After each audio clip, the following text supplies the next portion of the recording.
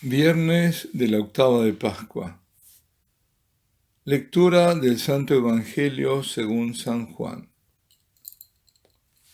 En aquel tiempo Jesús se apareció otra vez a los discípulos junto al lago de Tiberíades. Y se apareció de esta manera. Estaban juntos Simón Pedro, Tomás, apodado el Mellizo, Natanael, el de Caná de Galilea, los Zebedeos y otros 2 discípulos suyos. Simón Pedro les dice: «Me voy a pescar». Ellos contestan: «Vamos también nosotros contigo». Salieron y se embarcaron, y aquella noche no cogieron nada. Estaba ya amaneciendo cuando Jesús se presentó en la orilla, pero los discípulos no sabían que era Jesús. Jesús les dice: «Muchachos, ¿tenéis pescado?». Ellos contestaron: «No». Él les dice: «Echad la red a la derecha de la barca y encontraréis». La echaron y no podían sacarla por la multitud de peces. Y aquel discípulo a quien Jesús amaba le dice a Pedro: «Es el Señor». Al oír que era el Señor, Simón Pedro, que estaba desnudo, se ató la túnica y se echó al agua. Los demás discípulos se acercaron en la barca, porque no distaban de tierra más que unos 200 codos, remolcando la red con los peces. Al saltar a tierra ven unas brasas con un pescado puesto encima y pan. Jesús les dice: «Traed de los peces que acabáis de coger».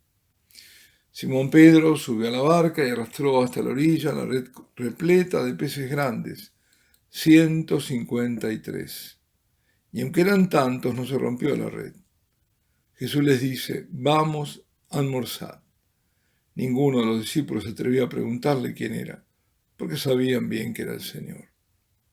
Jesús se acerca, toma el pan y se lo da, y lo mismo el pescado. Esta fue la tercera vez que Jesús se apareció a los discípulos después de resucitar de entre los muertos. Palabra del Señor. San Juan relata la tercera aparición del Señor a sus discípulos. La primera había sido cuando estaban todos los discípulos con los de Maús también reunidos. El Evangelio de ayer, sin embargo, según San Juan, no estaban los 11, la primera vez, sino que faltaba Tomás. La segunda, cuando se le aparece, estando Tomás presente. Y ahora será en el lago de Tiberíades, al que también se lo llama de Genesaret y también Mar de Galilea. Los discípulos, que hasta hace poco estaban en Jerusalén, ahora los encontramos en Galilea porque, recordemos, según el Evangelio de San Mateo, el ángel manda a las mujeres ir deprisa a contarle a los discípulos que Jesús había resucitado y que fueran a Galilea porque allí lo encontrarían. Pues aquí están 7 de ellos, San Juan los menciona: Pedro, Tomás el que no había estado en la primera vez y no creyó que se había aparecido el Señor, Natanael, o sea Bartolomé, los hermanos Juan y Santiago, hijo de Zebedeo, y otros 2 más de quienes no da el nombre. Están quienes sabemos que son pescadores, como algunos investigadores dicen, que tenían una pequeña empresa de pesca: Pedro, Juan y Santiago. Curiosamente, Andrés no es mencionado. Pasan una noche frustrante, sin pescar nada. Amanece y en la orilla está Jesús. Ellos no estaban muy lejos de la ribera. Jesús pregunta. Ay, las preguntas de Jesús. Y el comienzo de los diálogos con él. ¿De qué estabais hablando por el camino? Dame de beber. Ahora es: ¿tenéis algo para comer? Esto nos demuestra que siempre la iniciativa es suya, siempre es Dios, aunque no lo notemos, quien viene a nuestro encuentro, quien nos llama. Qué importante, vital, porque siempre para la vida verdadera de salvación es dialogar con el Señor. Cuán trágico, en cambio, es cuando el hombre entra en diálogo con Satanás. Jamás dialogar con él, jamás. ¿Y cómo se dialoga con el demonio?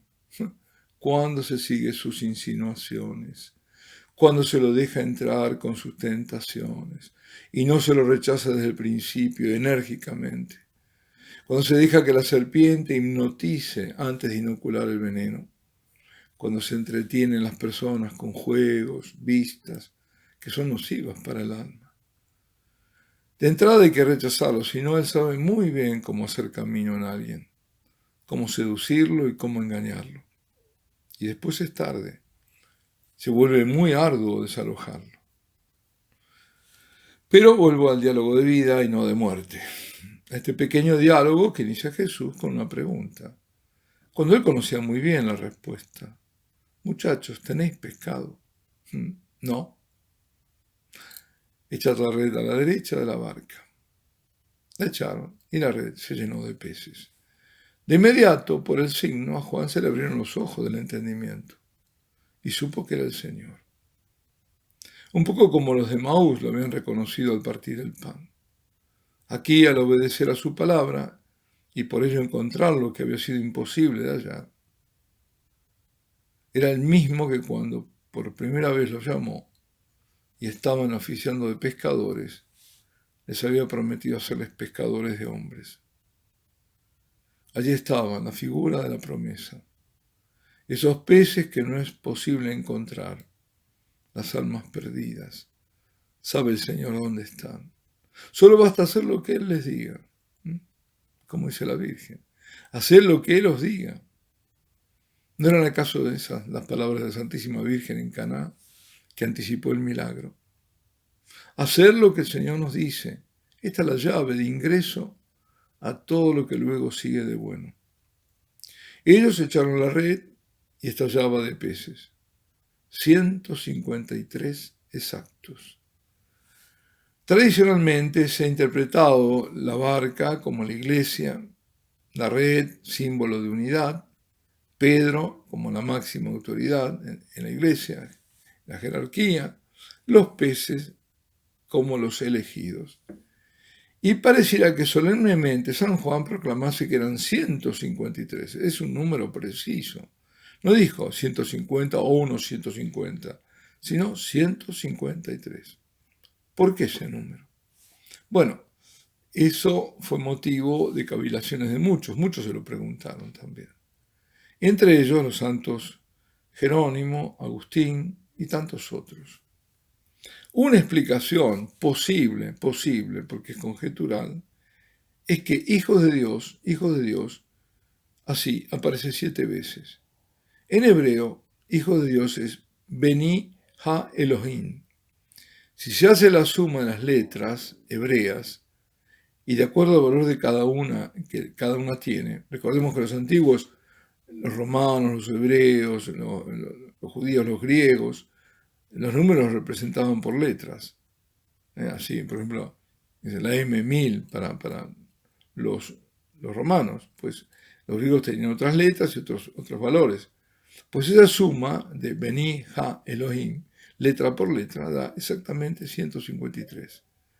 Como decir que los elegidos, los salvados, son los hijos de Dios. Bueno, parece plausible por lo menos esta explicación. Como sea, el caso es que tenemos nuevamente a Pedro y a Juan, entre los 7. El primero es en darse cuenta que es el Señor, es Juan, es él. Como fue el primero en ver el sepulcro vacío, aunque no entró. Pero es quien se arroja para llegarse hasta Jesús, no es Juan, sino Pedro. Y es como que se reviste, ¿no? Estaba desnudo y se reviste. Y todos se acercan con la red repleta de peces. Y el Señor tenía ya todo preparado, el fuego, el pan. Ellos solo tuvieron que obedecer a lo que les había dicho.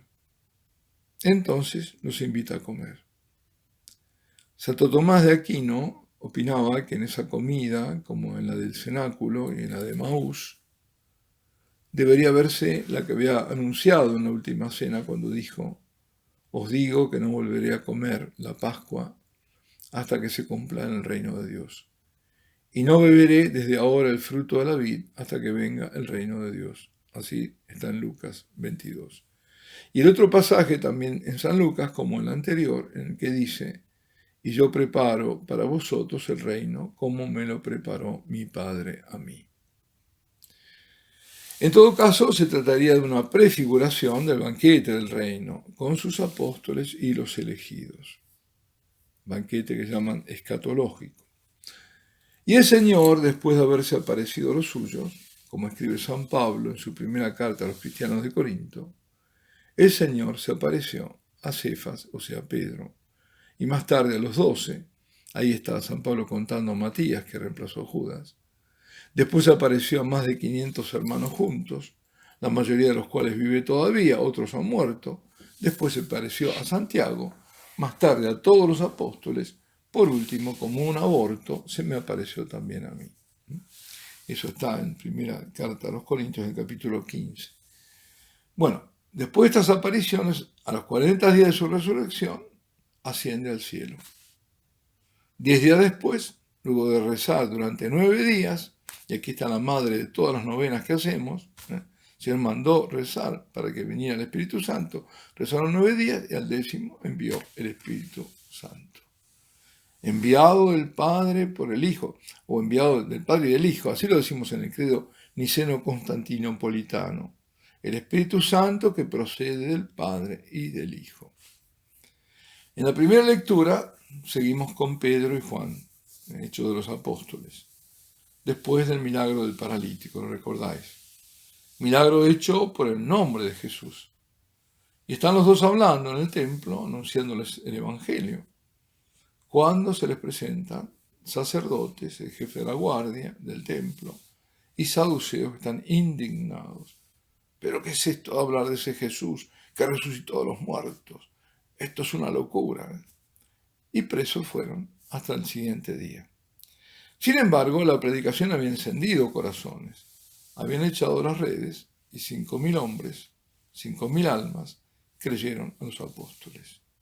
Día siguiente, todos reunidos en tribunal, Anás, sumo sacerdote, el anterior Caifás, otros de la familia de sumos sacerdotes, ancianos del Sanedrín, escribas, bueno, no faltaba nadie. Interrogatorio. ¿Con qué poder o en nombre de quién habéis hecho eso vosotros? ¿El crimen? ¿Cuál era? El crimen era haber hecho caminar a un paralítico de nacimiento. Ese era el crimen. Pedro, lleno de Espíritu Santo, les dice lo que es obvio, pero no para esos corazones endurecidos. Les dice, jefe del pueblo de ancianos, porque le hemos hecho un favor a un enfermo, nos interrogáis hoy para averiguar qué poder ha curado a ese hombre.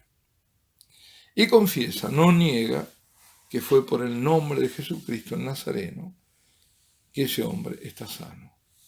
Pero además le recuerda que ellos lo habían crucificado y da testimonio que Dios lo resucitó de entre los muertos. No hay salvación en ningún otro, pues bajo el cielo no se ha dado a los hombres otro nombre por el que debamos salvarnos. Es en esa ocasión que Pedro lo dice. Bien, esta, queridos amigos, es la iglesia de Cristo, esta y no otra. La iglesia verdadera, la de los milagros. La infección racionalista ha hecho que en la iglesia hubiera quienes se avergonzaran de los milagros, y no se habla de los milagros. Parece que hay vergüenza de hablar de los milagros. Hay un prejuicio enorme contra los milagros. La iglesia en la que Pedro y todos los pastores no temen en decir que no hay ninguna salvación fuera de Cristo, esa es la verdadera iglesia y no otra. Cuando a Cristo se lo deja de lado, esa es la falsa iglesia. Porque esto es así y no hay otra cosa que decir. La iglesia tiene que decir que hay un único Salvador y Jesucristo. Que al nombre del Señor además se asocia el de su madre, que siempre lleva al Hijo y manda a sus hijos a obedecer al Señor. Que no hay conflicto posible entre el Hijo y la madre. Y quien la exalta es el Hijo y no nosotros. Y que la Escritura la muestra a ella en este tiempo final. La mujer vestida de sol y coronada de 2 estrellas, el gran signo del cielo, el arca de la alianza, María de Nazaret. Esto es la iglesia que es una y nadie debe romper la unidad de la iglesia. ¿Pero cuál es la unidad de la iglesia? ¿De una falsa obediencia? No, es la unidad de su magisterio, de la fe verdadera, la unidad de la misma moral cristiana, la unidad de su liturgia. Ese es Pedro luego de su conversión. Ese es Pedro lleno del Espíritu Santo. En esta iglesia y no en otra está el Espíritu Santo en plenitud. En ella, en la iglesia fiel a Cristo, está la salvación. En ninguna otra. Alabado sea Jesucristo. Y la bendición de Dios Todopoderoso, Padre, Hijo y Espíritu Santo, descienda sobre vosotros y permanezca para siempre.